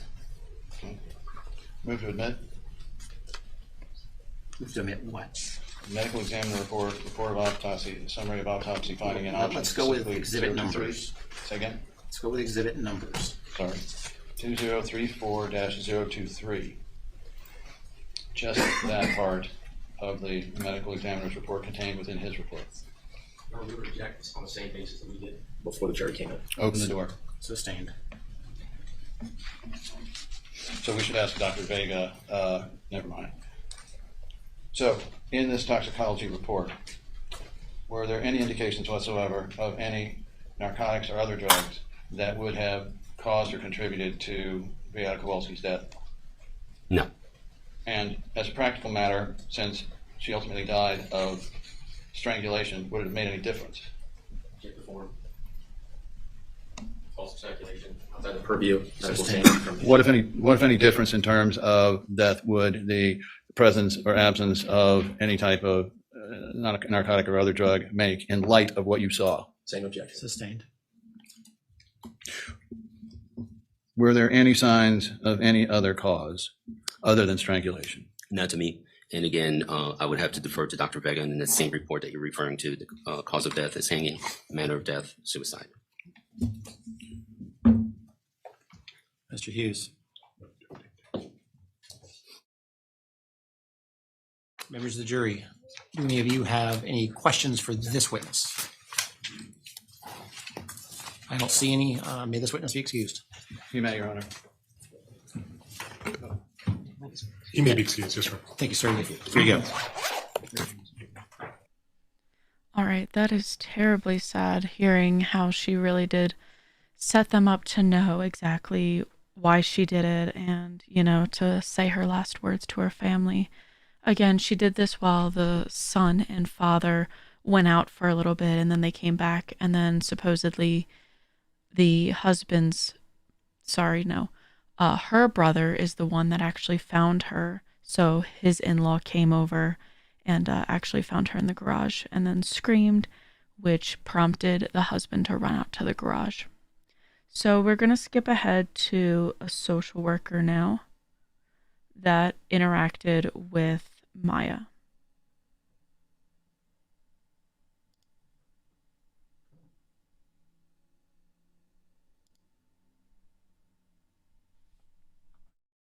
Okay. And did you prepare it? Yes, I did. All right. I'd like you to take us through with this, refreshing your recollection, if you need it, a little bit about what you found out and did at this time. And can you tell us what time this was first? I wrote my note at 2:23. Okay. What time did you arrive there that day? 1 o'clock between, In the afternoon? Yes. Were the Kowalskis already there? Yes, they were in the room. All right. And so can you take us through then what was going on under reasons for consult referral? What did Maya come in with from what you saw? So the reason for this note is when a patient arrives on an inpatient unit, depending upon the acuity of the case, that could be a factor. Social work is asked to do an initial screening. Right. And what is your role in that screening? Part of the role is to understand what's going on and understand the parents' or the child's point of view, psychosocial assessment. All right. And what is a psychosocial assessment? Psychosocial assessment is assessment to look at the social dynamics, barriers to care, cultural dynamics, family history, employment, school. Telling you, getting the big picture about it. The holistic, try to get that. Social work looks at a person in the environment. So we're looking at a lot of factors that impact family or person dynamics. And does it say here that Maya was being treated with steroids for bronchial spasms? Yes, my note does state that. All right. And then it says, mother perceives extensive use of steroids resulted in RSD, which now affects the patient's entire body. Is that right? This is a predicate question. And so please repeat the question. Sure. Does it say there that the mother perceived extensive use of steroids resulted in RSD, which now affects the patient's entire body? Yes. Mother perceived that the use of steroids affected her daughter's body. And did she say they already had a treating physician for CRPS? Yes. And is CRPS essentially the newer term for RSD, reflex sympathetic dystrophy? She mentioned about Maya was seeing somebody outpatient for pain. Now, I didn't know those acronyms at the time. Those were new to me. Okay. All right. So, but was it made clear that there was an outside physician who was managing the CRPS? Yes. And so there's more filling in, and you're informed about parents travel to Mexico for treatment and are considering traveling again for treatment not approved in the U.S.? Yes. All right. And then it says there that parents have definite ideas regarding pain management. Is that right? Yes. So they would have the right to reject the hospital's program under the Bill of Rights there, if they so chose. Sustained. What, if any, decision could the parents make if they decided they did not want to follow the pain regimen? I'm sorry, would you ask that question again? Sure. What, if any, steps could the parents take to not, let's ask a better question. Were the parents allowed to reject a medical treatment? Objection, Your Honor. Calls for conclusion of the witness. Sustained. Under the patient's family rights and responsibilities, was there a section that says that the patient and parents have the right to reject a particular treatment if they so choose? Objection, Your Honor, is misinterpreted. Doesn't quote this as beyond the scope of her expertise, lack of predicate. Leading. Sustained. What was your understanding of what a parent could do in the event that they rejected the proposed treatment? Could they, I don't know, do they have to follow it? Do they not follow it? Parents can seek. Objection, Your Honor. A compound question is still leading. Well, I'm going to allow that question. You can answer. Parents and patients can seek second opinions. Okay. And so now, tell us how the Kowalskis presented. As I recollect, walking into the room for initial inpatient screen, which is part of the process, there was tension in the room. parents were distressed, the healthcare team was distressed. I So see. there was tension in the room.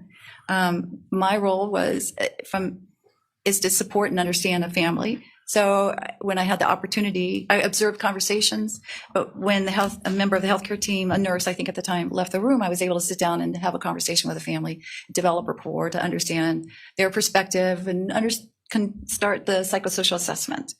Right. And I thought our conversation went fine. Did they seem in any way, did you perceive in any way that they were a threat to the child? You have to perform a conclusion, Your Honor. Overruled. She can answer that. I perceived that they were distressed about their child who was, Maya was asleep at the time, but they were very concerned for their daughter. Were they appropriately concerned from what you saw? I worked in pediatric oncology. I saw distressed parents every single day. They reminded me of distressed parents who were worried about their child. Did they seem as though they were acting appropriately for the circumstances, given your experience with parents with children having very painful diseases? They were distressed parents concerned for their child, and yes, that seemed appropriate. All right. How long had they been there by the time you saw them? Do you know?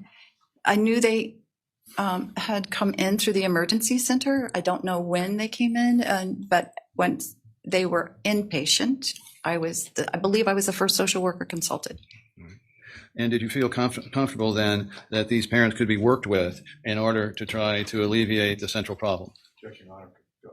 Lack of predicate calls for conclusion. Madam Court Reporter, can I have that question again, please? Question, and did you feel comfortable then that these parents could be worked with in order to try to alleviate the central problem? Overruled. She can answer that one. So I'm sorry, could you repeat the question one more time? Right. In there with the parents, did it appear to you to be the good parents that you could work with towards resolving Maya's issues?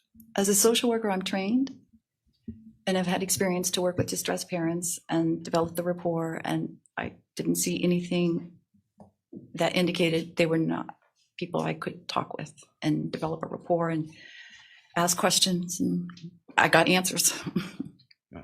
And over that period of time, did you see any indications? And how long did you spend with them? 4 to 6 hours? I was in and out, so I don't know a total. I would say a total of 2 to 3 hours. Over that period of time, did you see Or any? 2 hours, sorry. Thank you. Over that period of time, did you see any indications of what's known? Do you know what Munchausen by proxy is? Yes. Had you had some experience with that before? Minimal, but yes. You understood the definitions? Yes. Did you see any signs or indications of Munchausen by proxy with this family when you went in or over your time? I saw distressed parents very concerned for their daughter. I did not see any indication of Munchausen by proxy.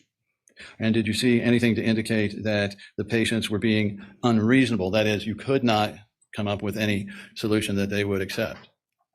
There were times that I felt the family would benefit from being de-escalated, if you would. And that's not quite the right term. Sometimes I don't articulate well, so my apologies. But they calmed. In our conversations, they were calm. And so I didn't see it persist. Was the de-escalation, from your view, in the discussions with the physicians? I wasn't clear of what they're just, what was all of the causes of the distress. That was part of what I was trying to understand, what's going on, that they're so distressed that Right. Okay. that could impede collaboration and care. Sure. Now, how far along were you with your psychosocial analysis at this point? It wasn't complete. I hadn't done a full assessment at all. Did you have some of it done? Yes. Okay.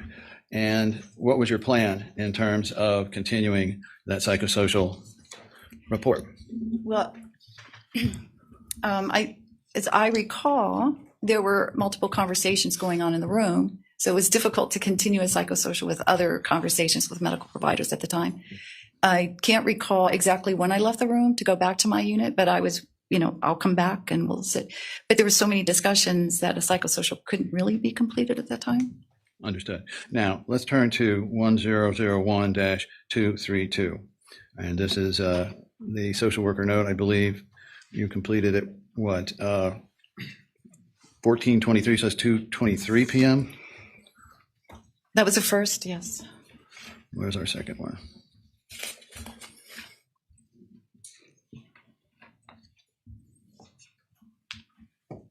All right. This one, yeah, it's 2032. I believe this is the second note, is it not? Well, actually, if you go back to the first page, there's an addendum because it, as I recall in reading my note, there was concern that request for a safety assessment because Maya indicated she wanted to die is what I was reported. So you'll note it on the addendum in the previous note I added. But I tried to do an assessment, but she was sedated, so there was no way to complete the assessment at that time. And did the parents explain to you the context of that? Later, in my third visit or third note. Tell us about that. So then I was called back to the floor for suspected child neglect, medical neglect. So that's another process for risk assessment. I think we're into territory that is beyond the scope of the relevance of the case. Can we approach on this? Yes.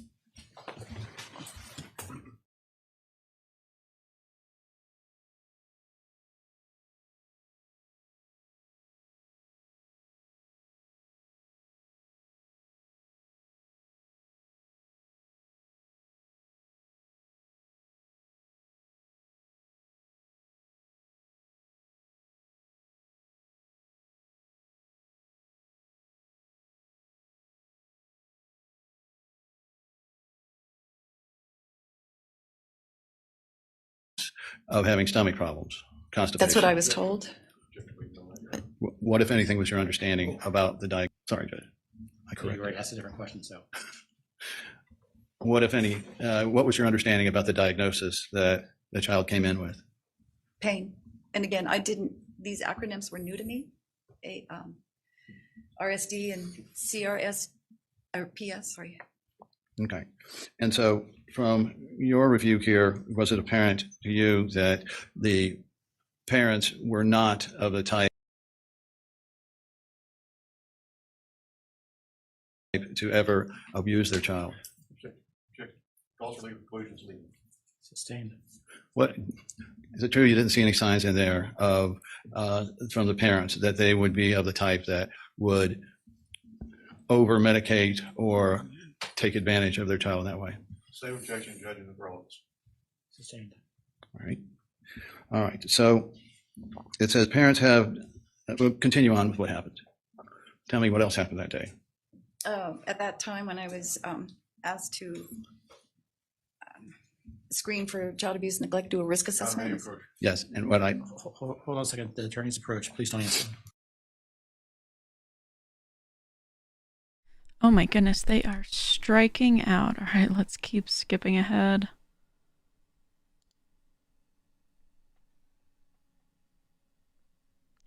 It is so sad hearing that Maya was also struggling with her mental health while in the hospital. About transferring care to Nemours on the East Coast of Florida, who either specialized in treatment for CRPS or was familiar with the diagnosis. And so that's the only diagnosis at that time that I was aware of. but you passed all this along to the team member, case manager. Would the case manager be part of the team? Yes. All right. And you passed that information along? Not Friday. I didn't. Later, did you?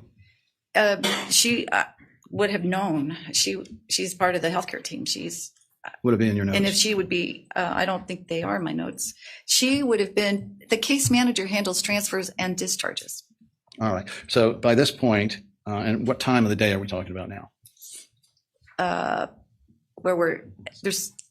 With what conversation or what activity? Not on Monday, but the last. On Friday? Yes. And so there were many activities going on from my role on Friday. Which activity are you referencing that you're asking me to identify the time? At the last time you talked to the Kowalskis. So I'd assume it must have been around 3 or 4 again. Mm-hmm. Okay. And at that time, then, did the hospital know from some source that the Kowalskis believed their daughter had CRPS? I was in the room earlier when the parents and the physician, I can't identify the physician, talked about CRPS and transfer to Nemours. All right. And the parents believed that the transfer to Nemours would be for CRPS care. That right? was the discussion Your Honor. What if, well, I think it's in the note. Let me check here. Were the parents from what did the parents tell you that they wanted more CRPS care for their child? Objection, hearsay. For statement for medical purposes, go ahead. Overruled. You can They, answer.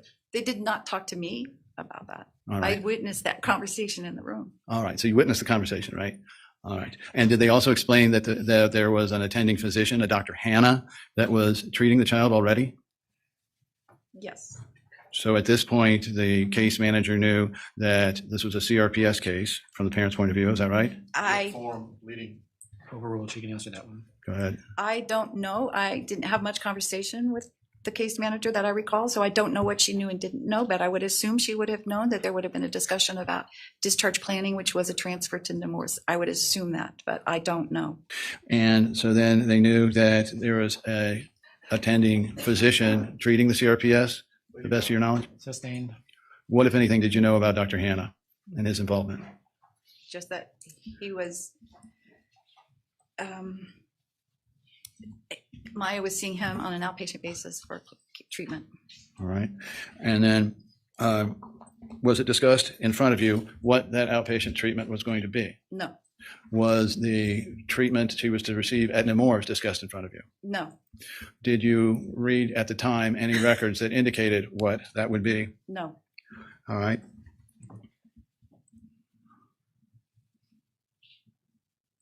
Can you read for me the part in your record about the Nemours transfer? You have it? I don't see it on the screen. I don't see my notes, sorry. Okay.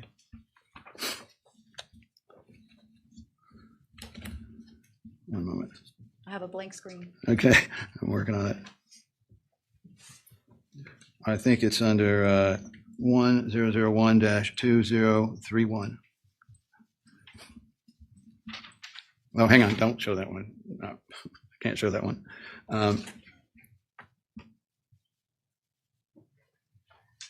I'll withdraw on that line of questioning.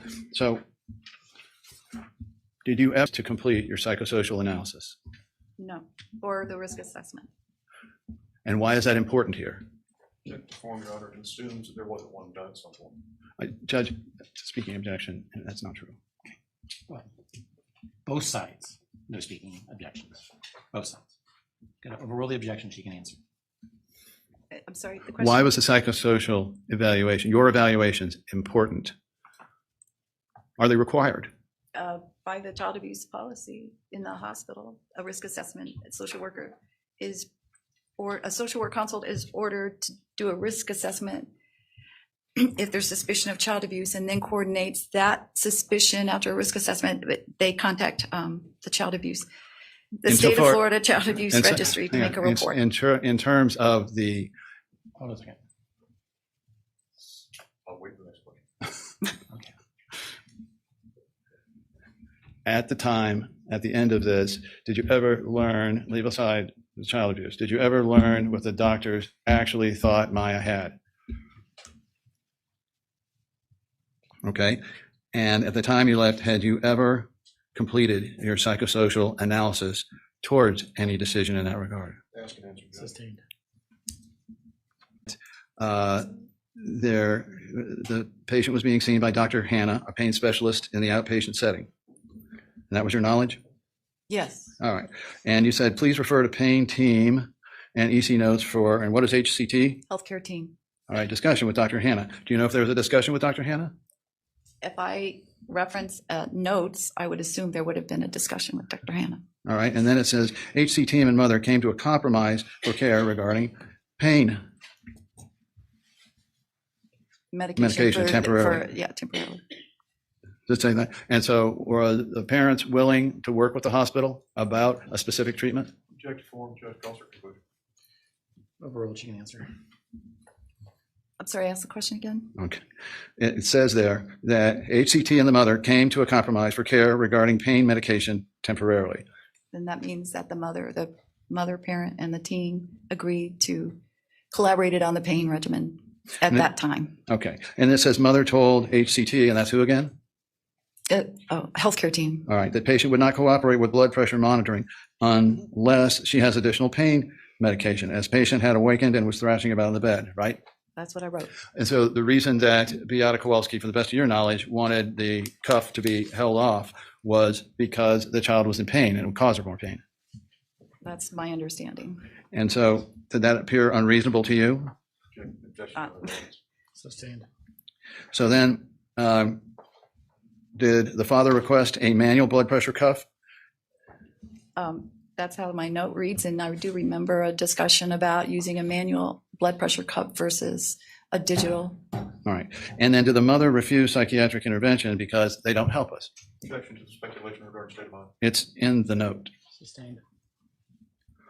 Does it say mother also refused psychiatric intervention as, quote, they don't help us? Am I allowed to answer that? I think so. Okay. So at the time, Mom did not want psychiatric a psychiatric evaluation by this hospital's psychiatrist. But at that time, can you tell the jury that the healthcare team, or at least you, knew the child had already received that type of care at the Eagles Wings? Counseling and a psych evaluation are two different things. Okay. But had they had some psychological counseling by that time, to the best of your knowledge? They had been clients at Eagles Wing. All right. And so, watch out for this.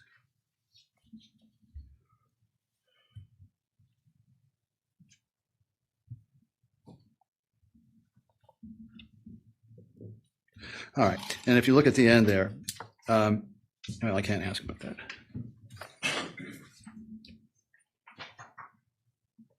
And were you directed?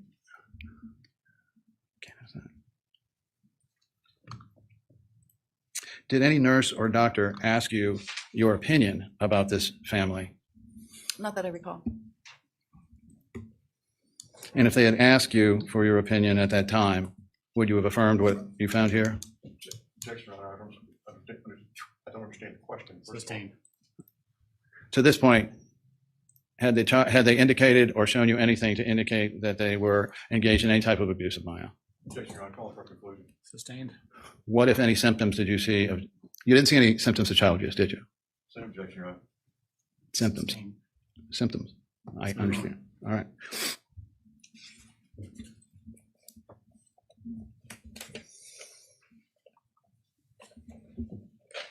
Did you complete a psychosocial form with the family? It's an interview, so it's not, I just hopefully remember all the questions. Got it. Okay. And did it appear to you that, strike it.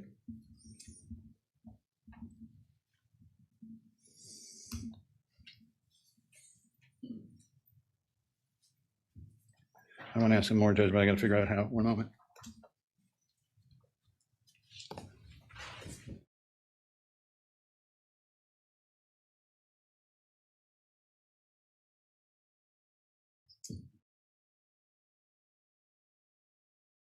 Questions? Mr. Hunter, how long do you anticipate your cross to be? Less than 10 minutes. Then come on down. I know it's 12. I'm just concerned about everyone's lunch. So I share your concern most profoundly.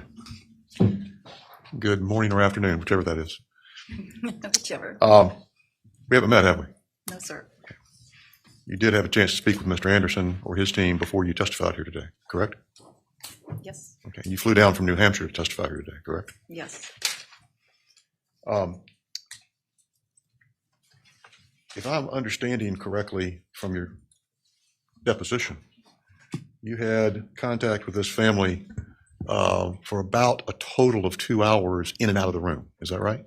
2 to 3. I'm not, Okay. Well, if we put up the two notes you have, first 1001, 2030, we see that your last note was signed at 6:44 p.m., correct? Yes, sir. So that would be after your last interaction with the family. Yes, sir. And your first interaction was signed off, if we put up 2032, it looks like you opened the note at 2:04 p.m., then signed it off at 2:23 p.m. Is that right? I'm sorry. Please answer that. I'm sorry, I'm back at 2032. it looks like you began the note at 2:04 p.m. That's 14:04, and that it was signed off at 14:23, which is 2:23 p.m. Correct? Yes, sir. And that would have been after your first encounter was complete, right? Yes, sir. Okay. Now, both these notes that you have accurately reflect your interaction with this patient, correct? To the best of my knowledge, yes, Okay. sir. As far as you know. Okay. And you never spoke with Dr. Hannah yourself, No, sir. but your notes indicate that the healthcare team did, correct? Yes, sir. Okay. And when you saw, this was all the interaction you had with this case, is that right? I was only covering for Friday, yes, sir. Okay. You were covering for Friday. Covering for Kathy Beatty that Friday, which was Hurricane Matthew, yes, sir. Okay. That's why you were in the PICU at all. That's the only reason. And on Monday morning, when I notified the case manager that Eagles Wings had called me back to confirm that Maya had been a client, Okay. so that they could follow up. Okay. I'm sorry, I thought you said something, Judge. Not say a word. Okay. So you didn't talk to Eagles Wings until Monday, but at that point you didn't have any understanding of what exactly the services were that the family had obtained there, correct? I called Friday, Right. and they called me back Monday morning. Okay. But the point is, you didn't have any understanding of what psychological services they had gotten at Eagles Wings, I was beyond the told, fact they've been a patient there. I don't understand your question, sorry. Okay. Did you have any understanding from Eagles Wings what services the family had gotten there above and beyond the fact that they were a patient there? Counseling, that's my understanding. Okay. And you didn't have any idea whether it was a psychologist or a social worker or who it was? No, sir. Okay. And you didn't know the extent of any evaluation they had gotten there? No, sir. Okay. Did you have any understanding of whether the patient, Maya Kowalski, had ever been seen at Tampa General Hospital? So, no, sir. But again, in your previous question, could you ask your previous question again? Did you have any idea what level of psychological person, counselor, was rendering service to the family at Eagles Wings? I didn't get that information. When they called me back Monday, I was handing that information over to the case Right. manager to follow Okay. up. So by that point, you're off the case. I'm off the case. Okay. When you looked at, when you were in the room, your note indicates that, now I'm referring to 2030 now. Your note indicates that the patient had awoken and was yelling. Is that right? That's my recollection. Okay. And she was saying that she wanted her sedation, That's what I heard. It's and she was important. throwing things. That's my recollection, yes. Okay. I mean, I've seen in oncology patients feeling very, chemotherapy is very painful, and I've seen similar behaviors. So, Okay. But she was agitated, is the bottom line. yes, Okay. And that was adding to some kind of confusion in the room, I'm gathering. yes. Okay. And did you have any follow-up knowledge of efforts made to transfer this patient to Nemours? From Friday, I was witnessing the conversation. I did not follow up that day what the decision was. Is that your question? Yes, ma'am. You had no knowledge what happened after that? No, sir. That would be the case manager that would handle the transfer. Okay. And on the day you were involved, you were aware that there was a call placed in Nemours, but that it was closed due to the hurricane. Well, my understanding is that Nemours couldn't accept her that day because of the hurricane. Okay. The hospitals stay open. Okay. But in any event, the hurricane was a problem that day. That was a problem on the East Coast. Nemours is on the east, like, yeah, So near the Orlando. eastern side of Orlando. Right. Okay.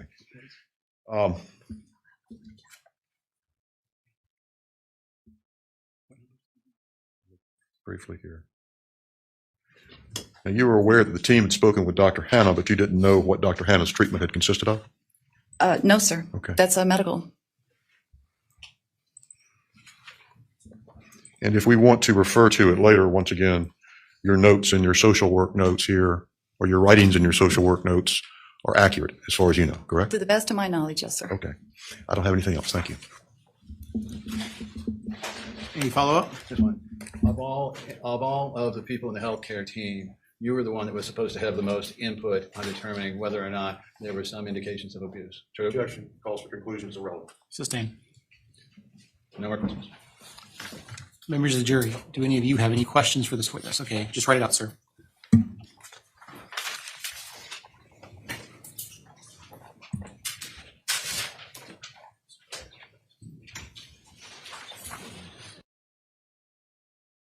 That wraps up the social worker's testimony. The one attorney just kept striking out, needing to do sidebars with the judge. All right, so we are actually going to stop here for today. We will resume again tomorrow at 1 p.m. EST, and we will be looking at some more very interesting testimony, including the husband's testimony, aka Maya's dad. So I will see you guys tomorrow. Thanks for hanging out as always, and have a fantastic rest of your day.